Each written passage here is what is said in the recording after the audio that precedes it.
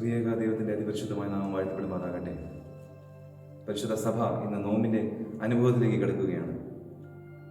എന്താണ് നോമ്പ്? What is lent? നോമ്പ് എന്ന് പറയുന്നത് ഒരു ആത്മീയമായ യാത്രയാണ്, ഒരു സ്പിരിച്വൽ ജേർണിയാണ്, ഒരു സ്പിരിച്വൽ പിൽഗ്രിമേജ് ആണ്. എങ്ങോട്ടേക്കാണ് ഈ ഒരു പിൽഗ്രിമേജ് പോകുന്നത്? ഈ തീർത്ഥാടനം എങ്ങോട്ടേക്കാണ്? ഞാൻ മനസ്സിലാക്കുന്നത് പെസഹായുടെ മേശയിലേക്കും കാൽവരി ക്രൂശിൻ്റെ ചുവട്ടിലേക്കും ഒടുവിൽ കെംത നമുക്ക് നൽകുന്ന പ്രത്യാശയിലേക്കുള്ള ഒരു തീർത്ഥാടനമാണിത്. ആത്മപരിശോധനയുടെ കാലഘട്ടമാണ് പരിശുദ്ധ നോമ്പ്. നമ്മുടെ ഉണർവും ജാഗ്രതയും ജീവിത ക്രമീകരണത്തെ നാം പരിശോധിക്കേണ്ട കാലഘട്ടമാണ് ഈ നോമ്പ്. പരിശുദ്ധ സഭയിലെ പിതാക്കന്മാർ പ്രാർത്ഥിക്കുകയാണ്, പരിശുദ്ധ നോമ്പെ സമാധാനത്തിൽ വരിക. അപ്രകാരം തന്നെ നമുക്ക് ഈ നോമ്പിനെ വരവേൽന്ന് കൊത്തനെ ഞായറാഴ്ച നാം വായിച്ചു കേൾക്കുന്ന വിശുദ്ധ ഏവെങ്കിലും ഭാഗം ശുദ്ധമുള്ള യോഹന്നാൻ ശ്ലീഹ എഴുതിയ രക്ഷാകരമായ സുവിശേഷം അതിൻ്റെ 2-ാം അധ്യായം 1 മുതൽ 11 വരെയുള്ള വേദഭാഗങ്ങളാണ്. എല്ലാവർക്കും വളരെ സുപരിചിതമായ ഒരു വേദഭാഗമാണിത്.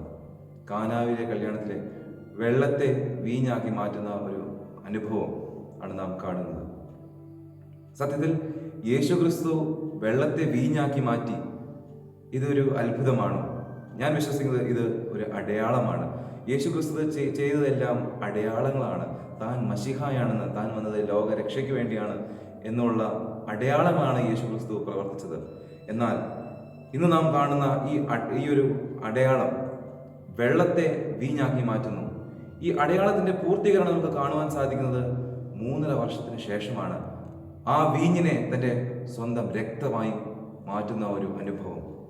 എന്നാൽ ഇന്നത്തെ ഏതെങ്കിലും ഭാഗത്തിലെ ഏറ്റവും വലിയ ഒരു അത്ഭുതം ഞാൻ മനസ്സിലാക്കുന്നത്, ഒരു അതിഥിയായി വന്ന ഒരു മനുഷ്യൻ ഒരു അതിഥേയനായി മാറി, ഒരു ഗസ്റ്റായി വന്ന ഒരാൾ ഒരു ഹോസ്റ്റായി മാറി.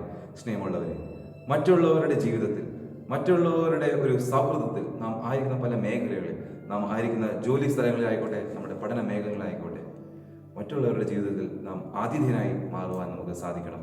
അവരുടെ കുറവുകളെ മനസ്സിലാക്കി പരിഹരിക്കുവാൻ നമ്മൾ ഓരോരുത്തരും സാധിക്കണം. ആയതിന് ദൈവത്തിൻ്റെ പരിശുദ്ധാത്മാവ് നമ്മെ ശക്തീകരിക്കട്ടെ.